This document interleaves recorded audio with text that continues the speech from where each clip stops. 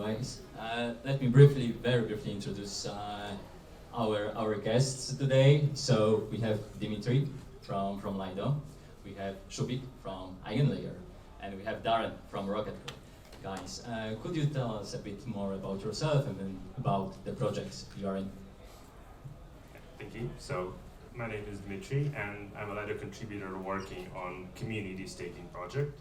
The main goal of community staking project is to allow a variety of ways for community stakers, being individuals or groups, to join Lido in a permission or permissionless way, whatever they like, with as many options as possible, including traditional solo or DVT or any other new initiatives that will appear in the nearest future. Hi, I'm Soubhik. I'm head of protocol research at EigenLayer, and EigenLayer is a restaking platform that enables any distributed system to inherit Ethereum's security from Ethereum's trust layer beyond the Ethereum's consensus protocol. Hi, I'm Darren. I'm from Rocket Pool. So Rocket Pool is I think the second largest liquid staker now. We're a decentralized liquid staking protocol. So we have over 3,000 individual node operators in about 133 different geographic locations running our kind of like validators. We also have a liquid staking token called RETH. Thanks. So my first question is, how do you define solo stakers? Okay, so from my personal perspective, as I see it, solo stakers is people running nodes individually, being independent, economically, I wouldn't say economically motivated, I would say ideologically motivated to make Ethereum better and more decentralized. That's my thing. From my perspective, I would consider staking modalities to be like can be dissected into two parts. One where the staker is running its own operations of running the validator nodes, and another is where the staker is not running its own operations and get delegated to someone else to run that operations for that staker.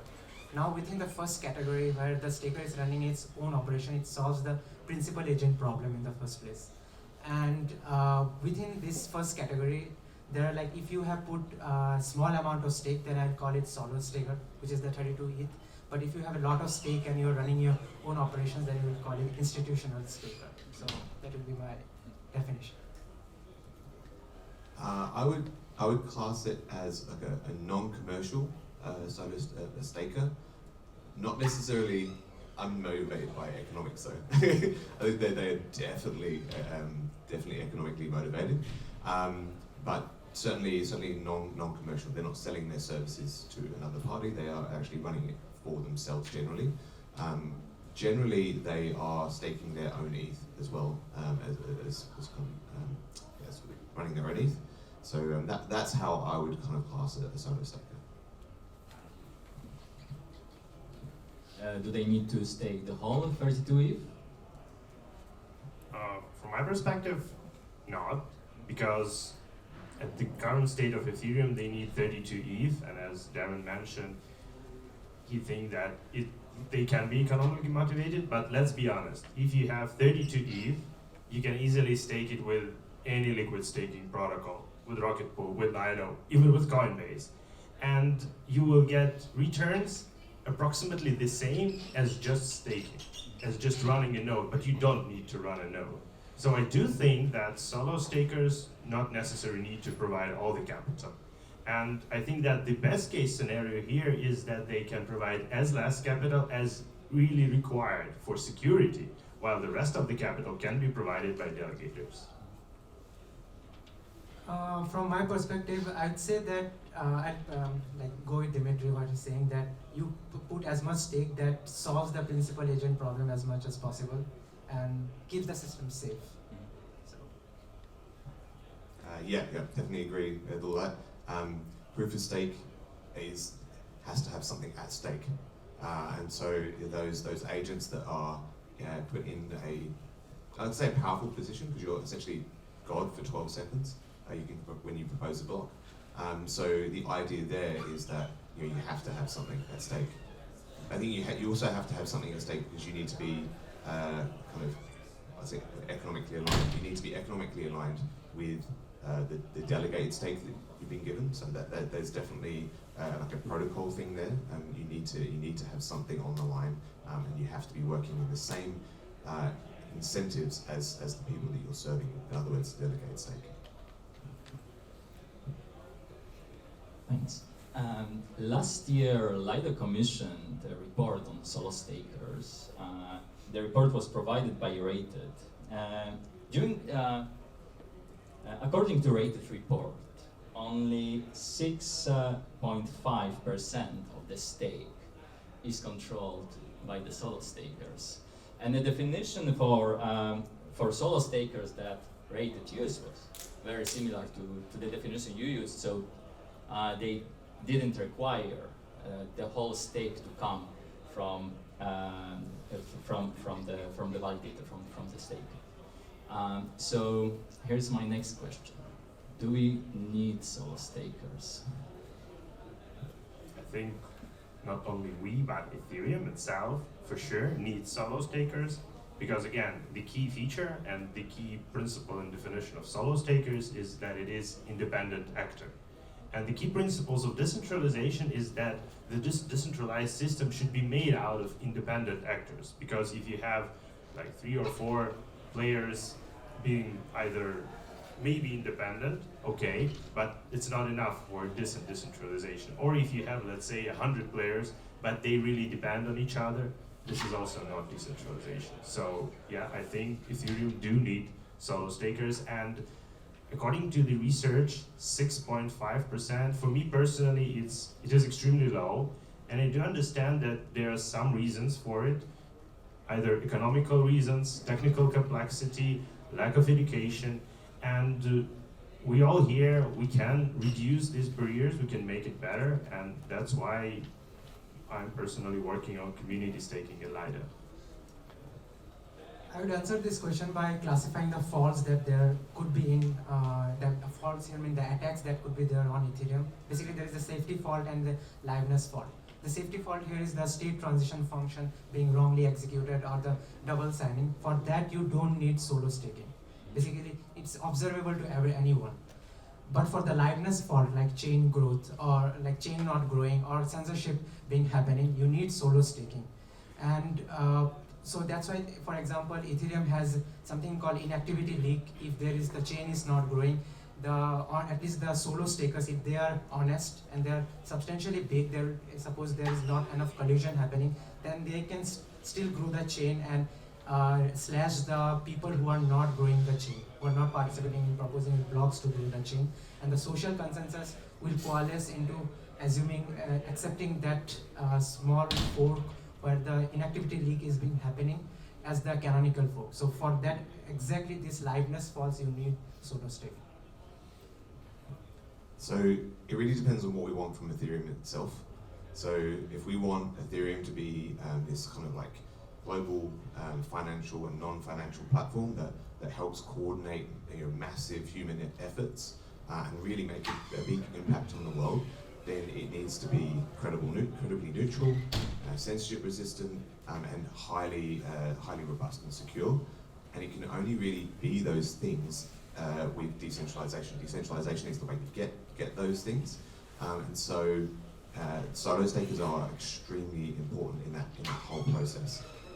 It's actually so there's always going to be some sort of like power law in terms of the amount of stake, but that long tail is really important. The long tail of validators or node operators that are running like small amounts of nodes, or small amounts of validators, is really important because they bring all of those characteristics to Ethereum.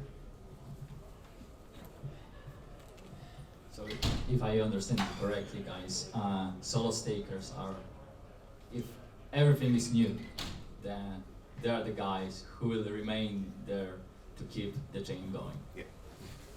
Thanks.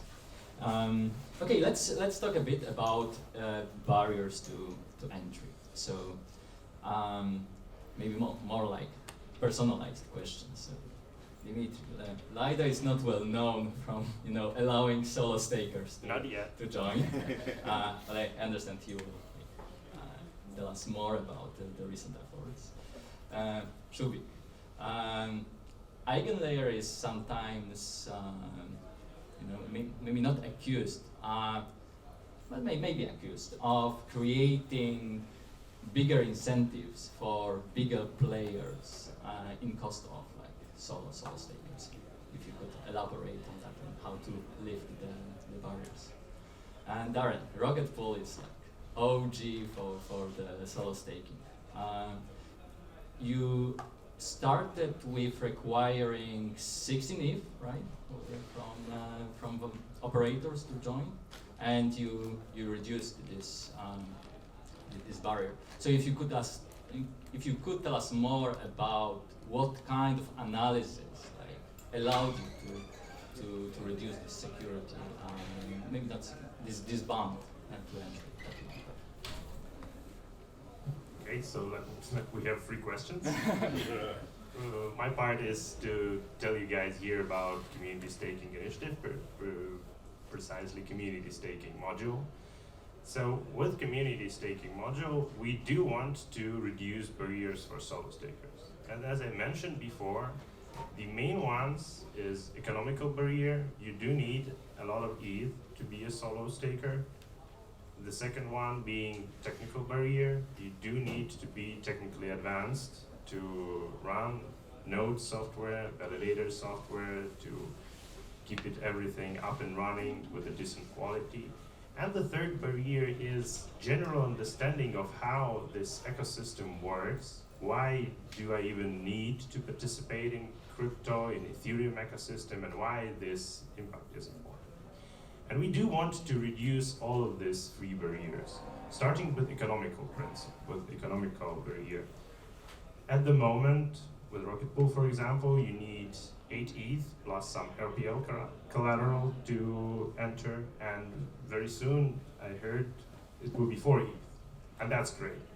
And with Lido community staking module, we will try to move this barrier even lower, as low as it is possible, to keep security on a decent level, yet make it more appealing.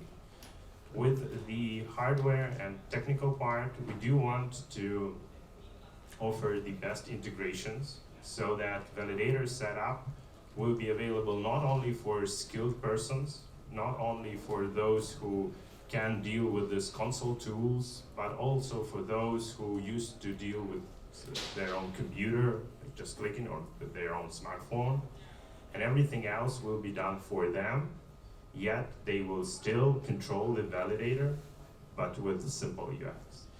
And the third point about education, we do have several initiatives within Lido, not only about community staking, but about crypto in general. We recently, not recently, but about a year ago, prepared a book for kids with this small introduction to crypto. And we will push this initiative further so that guys who do have enough capital and probably do have enough technical skills, but not aware of what crypto is and what Ethereum is and why it is important, will know about it and will be able to join.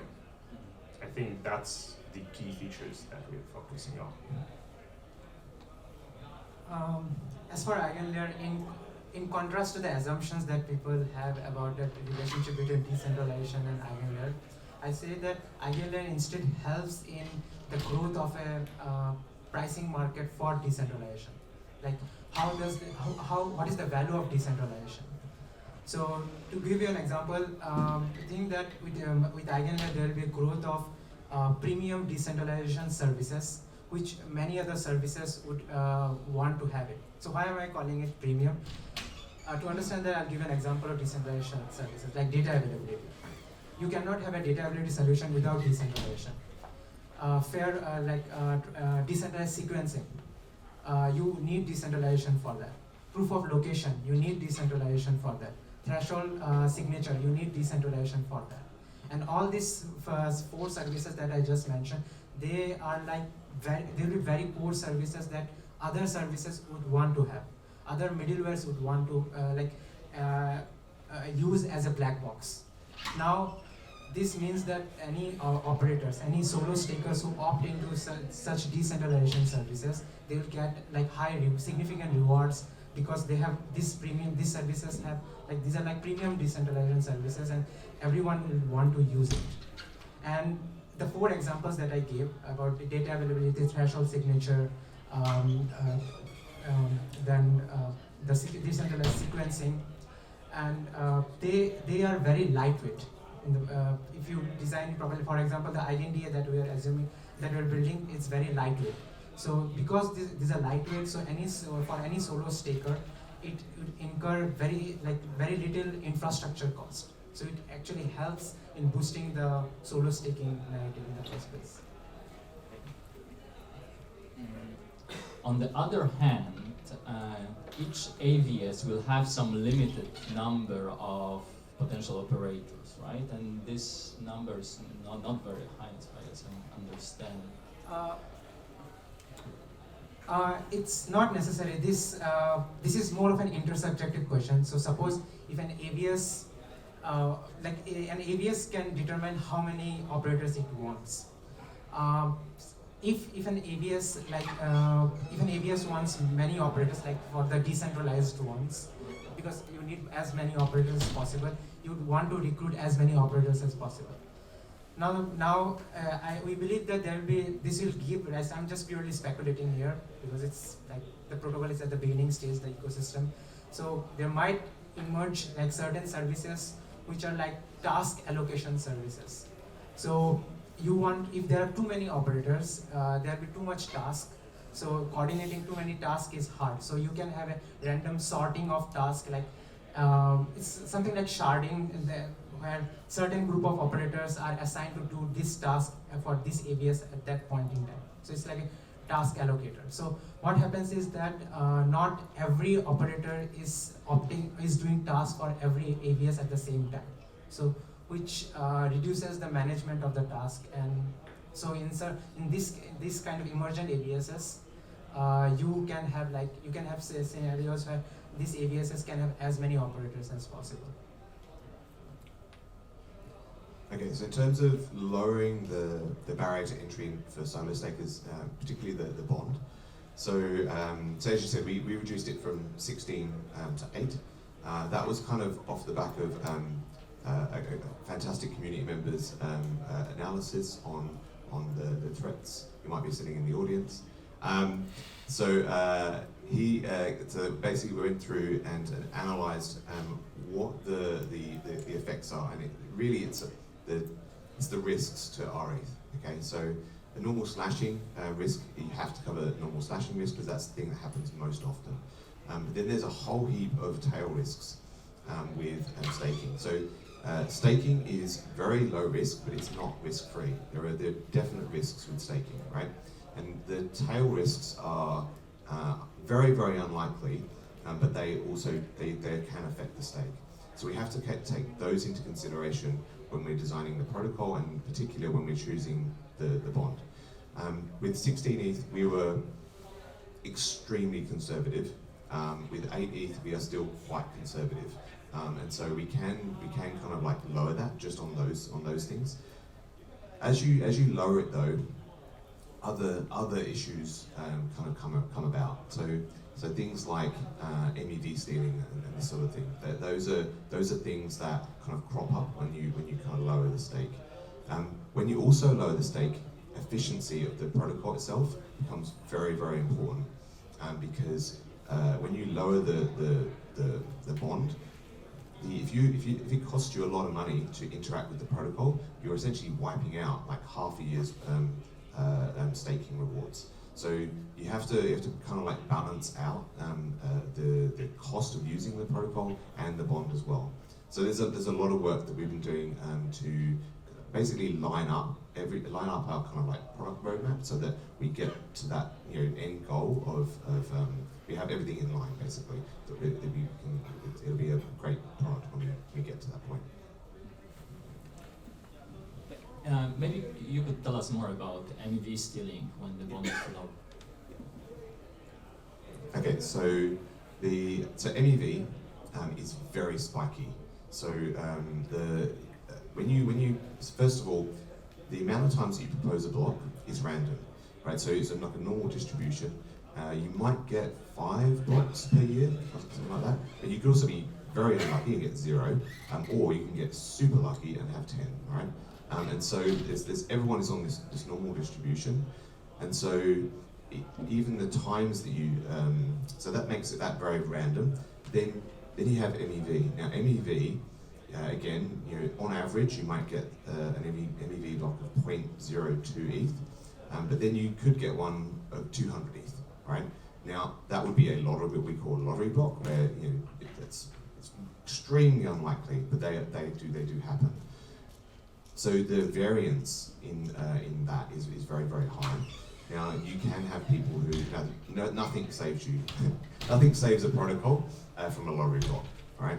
But you want to make sure that somebody can't consistently steal the MEV, because there's a mechanism where a node operator actually sets their fee recipient, which is the address that MEV goes to.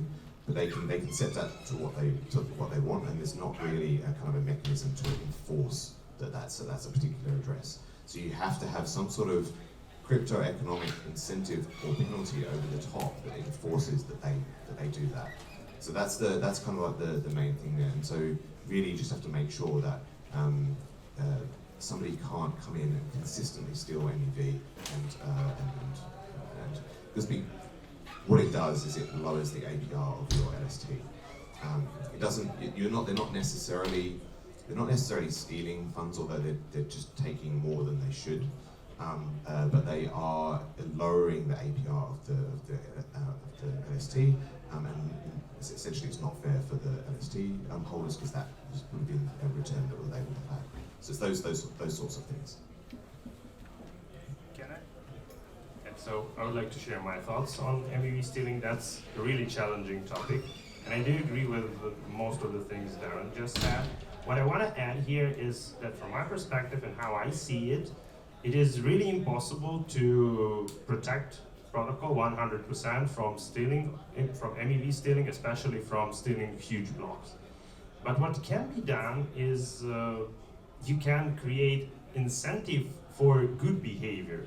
So if you participate for a long time, let's say a year or so, and you have a bunch of validators running with Lido or Rocket Pool, no matter, if you are doing well, if you've never been detected, if MEV stealing has never been detected for you and you never committed it, then you get like better and better and better conditions. So for example, bond might be reduced or something like that. And in case of MEV stealing detection, all these benefits go away.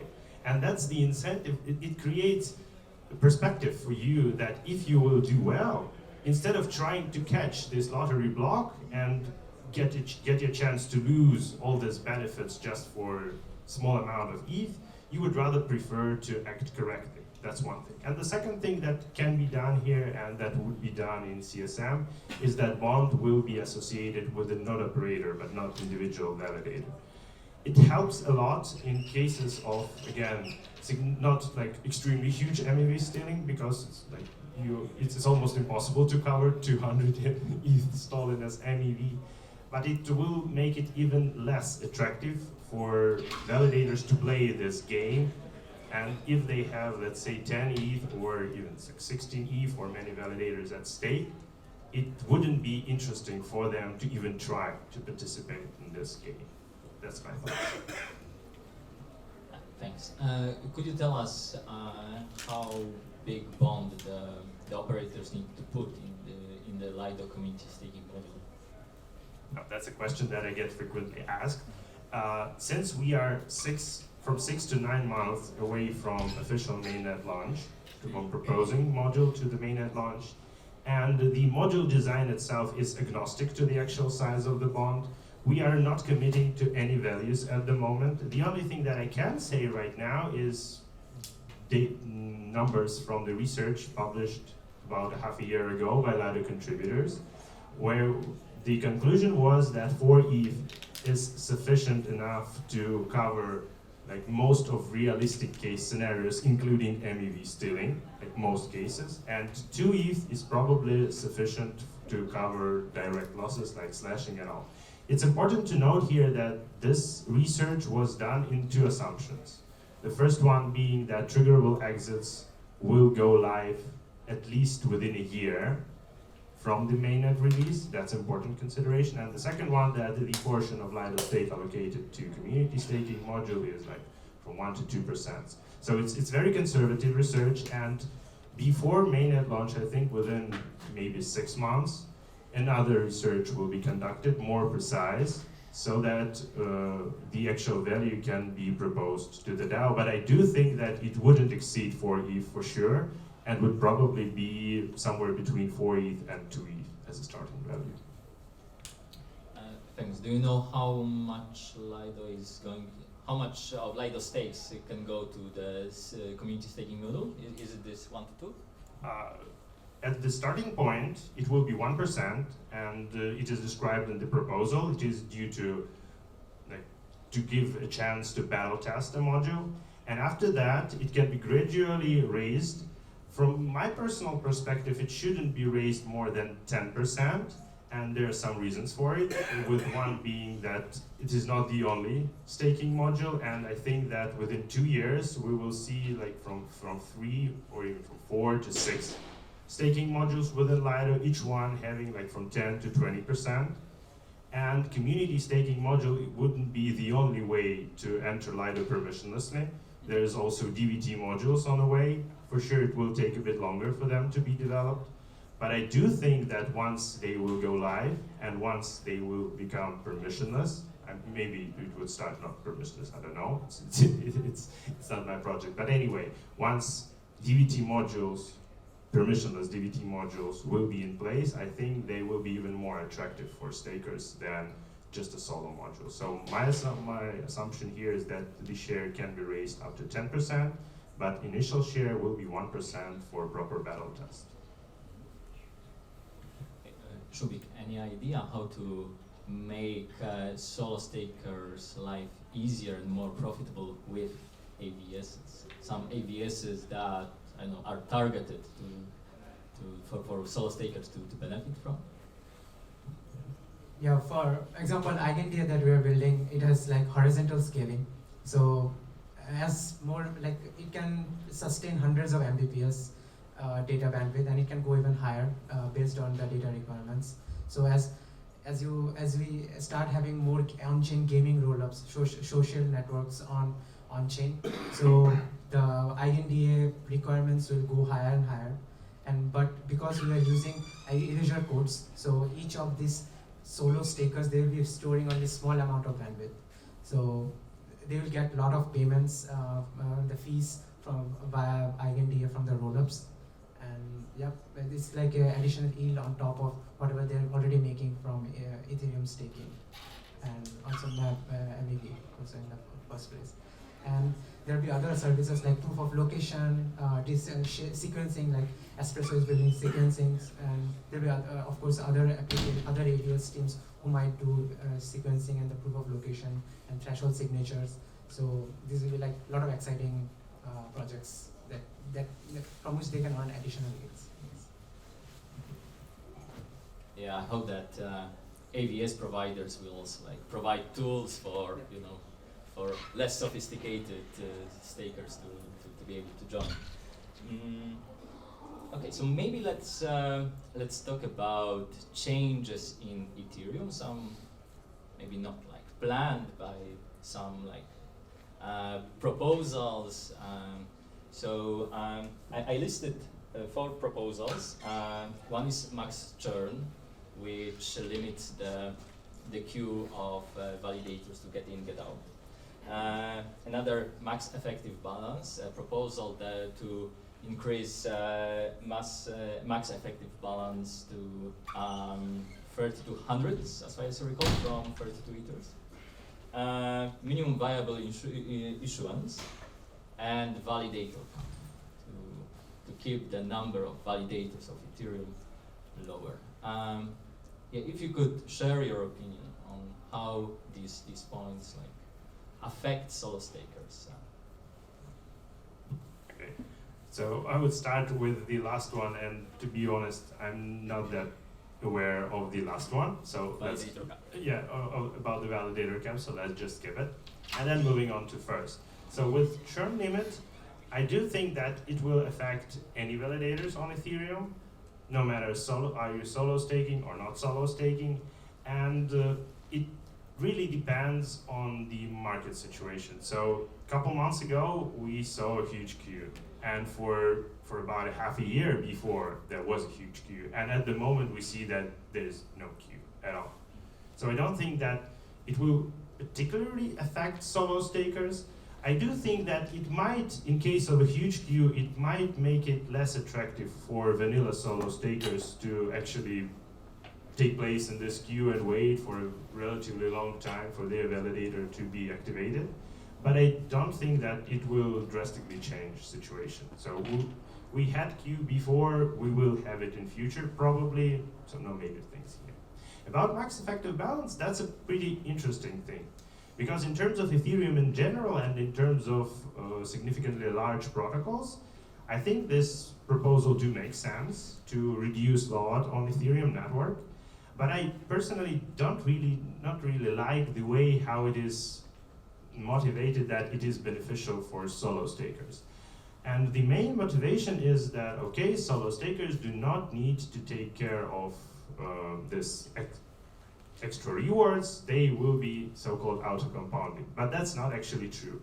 If we look at the mechanics of Beacon Chain, we know that validator rewards are proportional to effective balance. And effective balance is a rounded value. And for a single validator to flip this value from, let's say, 32 that you start with to 32.5, it will take from 3 to 4 months, I guess.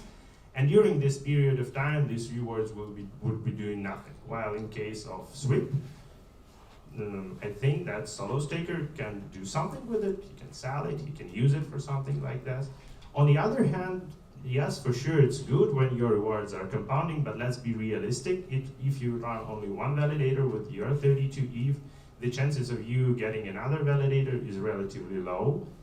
And you would rather prefer to get something out of it rather than sitting and compounding for a bit more rewards, or you would prefer to participate in a protocol like Rocket Pool, Lido, or any other LSD protocol. Well, you get more flexibility on it. And speaking about my minimal viable issuance, I do think that the chances of it being accepted is low, and if it will be accepted, the solo staking wouldn't be dead at all, but it would become way less attractive than it is now. Let's be realistic. We have one validator.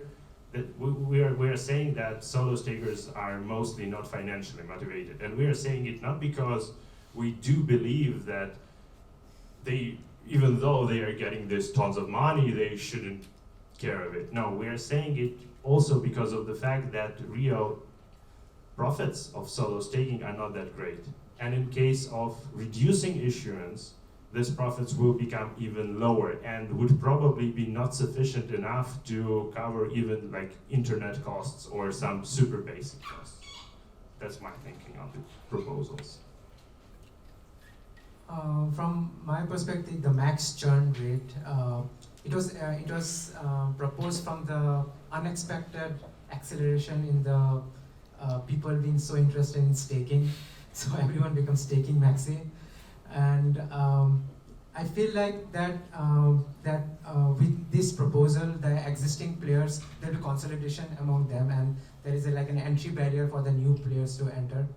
So because of the, it's just the churn rate, like there's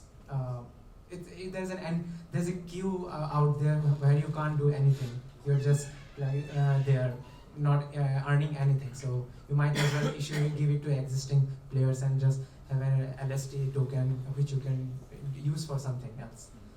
What is the second one? I forgot.